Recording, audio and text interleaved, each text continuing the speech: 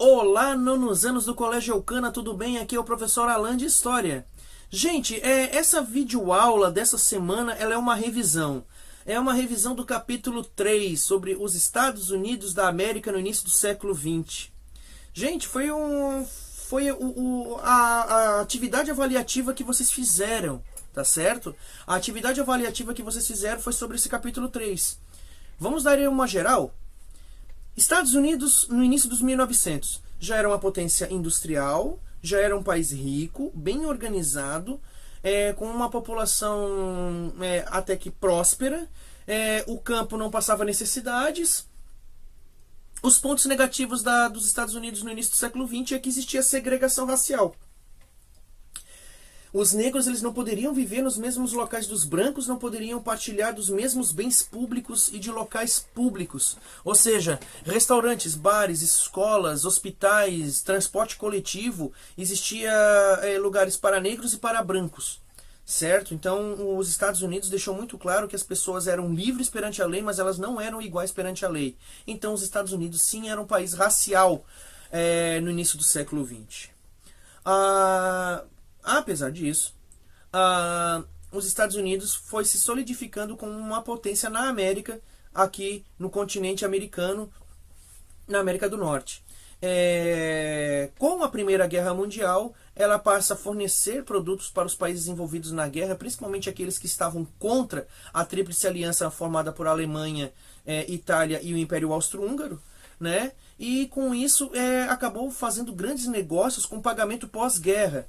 E isso acabou gerando grandes juros e grandes somas de dinheiro que acabaram sendo pagos pouco a pouco pelos países envolvidos. No caso, a França, a Inglaterra, né, foram países que foram destruídos aí pelas invasões alemãs ali da Primeira Guerra Mundial.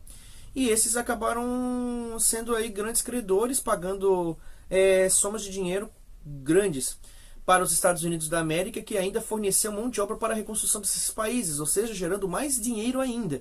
Então, os Estados Unidos estavam nadando em dinheiro, né, usando aí uma figura de linguagem. Os Estados Unidos saiu da Primeira Guerra rica, muito sólida economicamente, e dentro dos preceitos liberais mais extremos, né, o liberalismo econômico mesmo. Ou seja, em que as pessoas sabiam o que estavam fazendo com dinheiro, o governo não interferia nas ações dessas pessoas, que mexeriam com esse dinheiro para lá e para cá, desde que o país ficasse rico. Um símbolo desse movimento se chama Bolsa de Valores.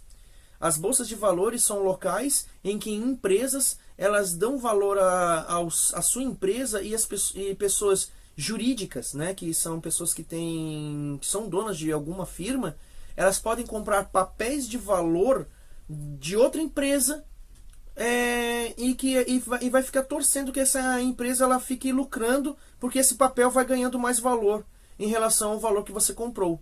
Pessoas comuns também poderiam comprar ações que seriam chamados papéis ao portador, que seriam papéis de menor valor, com tempo de resgate determinado. Era um chamado título de capitalização. Você compraria uma ação num valor menorzinho e dentro de um tempo você poderia retirar aquilo sendo lucro ou prejuízo, né, dependendo do tempo. Muitas pessoas nas cidades americanas lucraram bastante e viveram dias muito prósperos.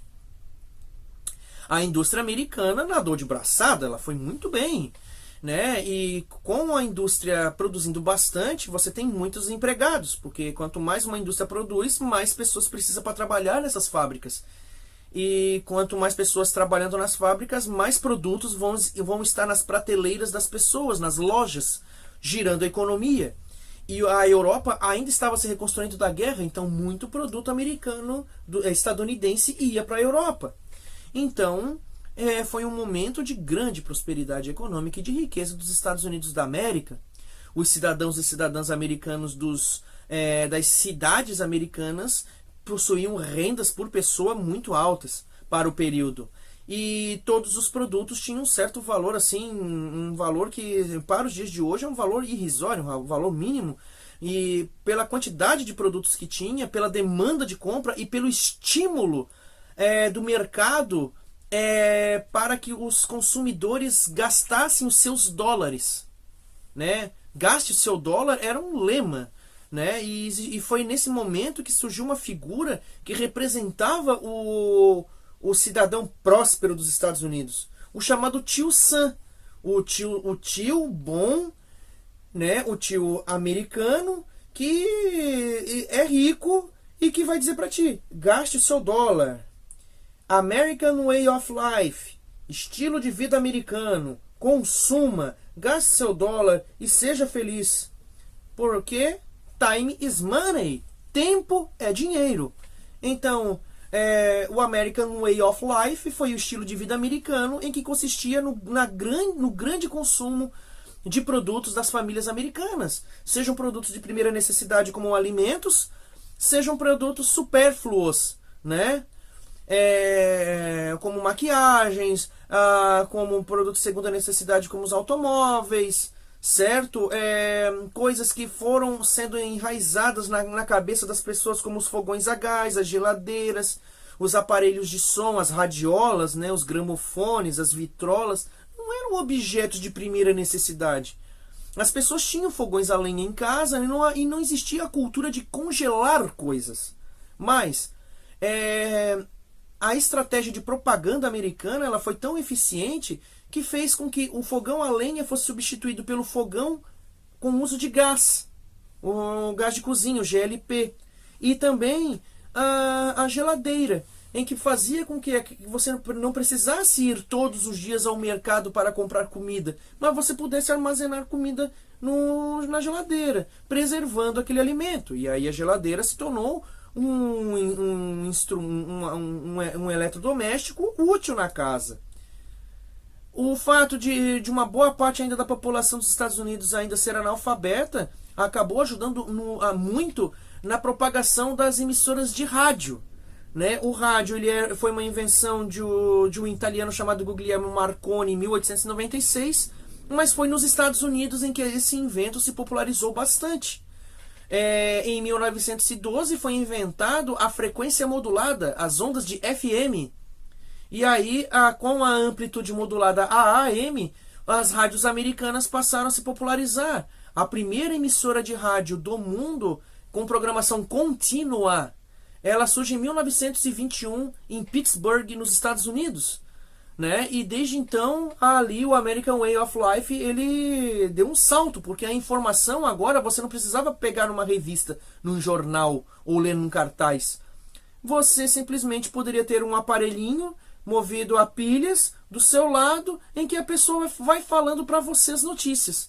Ou seja, para aquela população que não tinha a leitura, que não era bem alfabetizada, você agora ficava por dentro dos acontecimentos do mundo ouvindo rádio. E também você se distraía, porque tocava muita música. Então você poderia consumir música comprando discos, ou então ligando o rádio.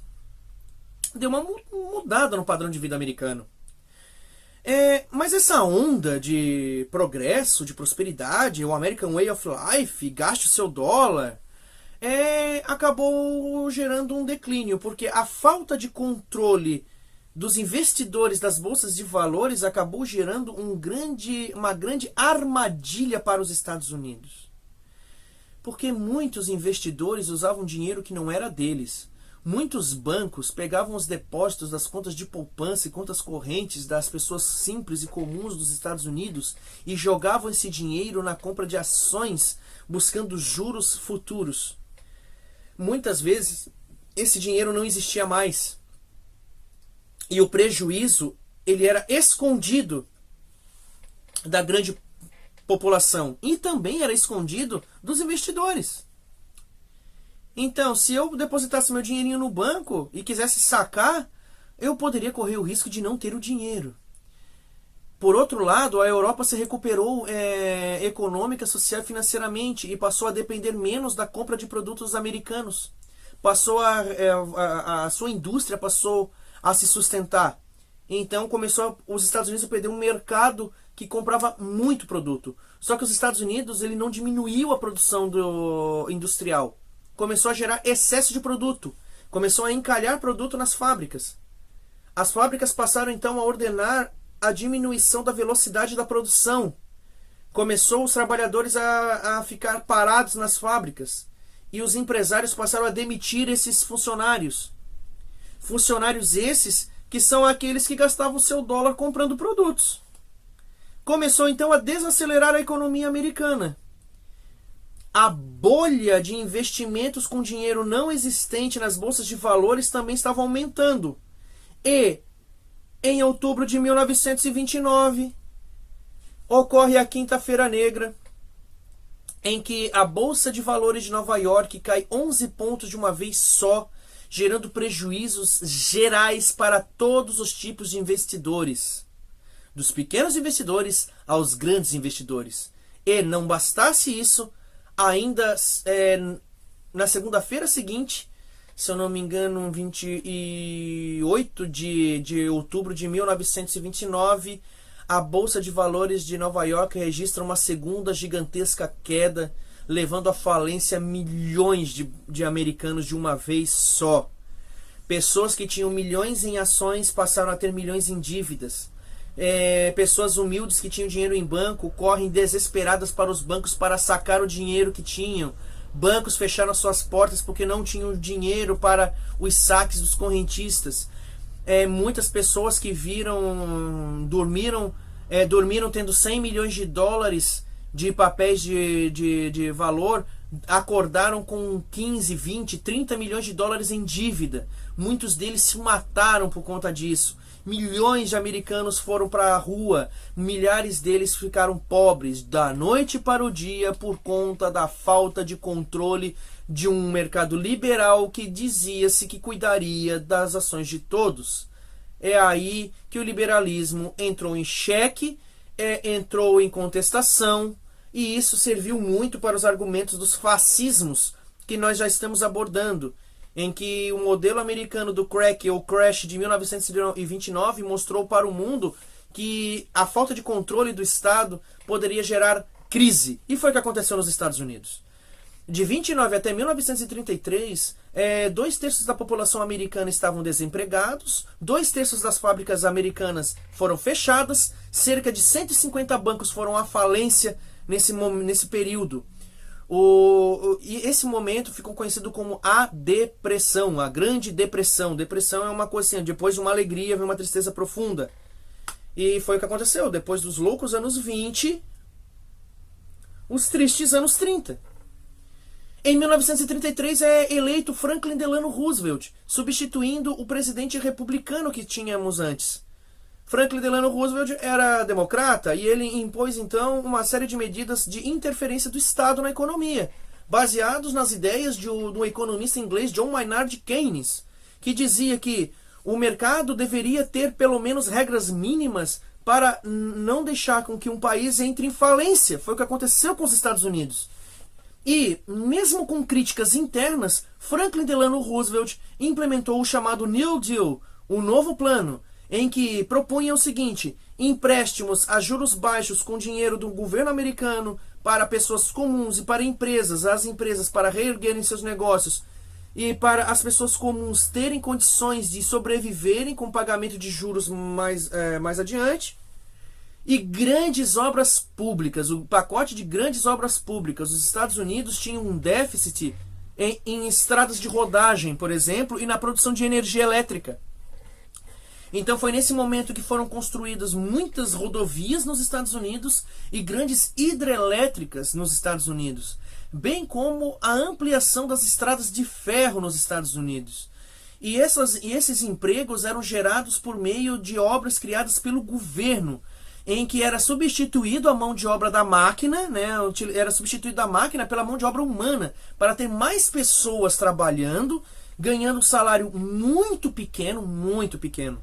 Só que muitas pessoas ganhando um salário muito pequeno era um dinheiro que não estava circulando, então geraria a economia. A economia americana ela não se recuperou de uma hora para outra, mas em 1939 os Estados Unidos já estavam no mesmo nível econômico do ano de 1929. Ou seja, ele voltou a um patamar de uma queda econômica, mas não de crise catastrófica. Os Estados Unidos se recuperaram por completo num plano de 6 anos. O livro de vocês diz que o New Deal ele não foi tão positivo assim. A ampla historiografia sobre o assunto diz que o New Deal foi essencial para reerguer a economia dos Estados Unidos. Por quê? Por meio do controle do governo sobre a economia privada, o governo passou a proteger os seus cidadãos e cidadãs de crises econômicas geradas pelas entidades privadas. As entidades privadas continuariam tendo benefícios e o governo passaria a abrir canais de crédito para facilitar os investimentos do setor privado para gerar empregos e assim toda a cadeia produtiva ficar bem. Então, galera, isso resume o capítulo 3 sobre os Estados Unidos no início do século XX. Tá certo? Galera dos nonos anos do Colégio Ocana, um grande abraço. Tem sido muito legais as videoaulas ali com vocês. A saudade é grande, tá certo? Então se cuidem, fiquem bem, em paz, com Deus no coração, tá certo? Isso aqui é o desejo do professor Alan de História. Um abraço!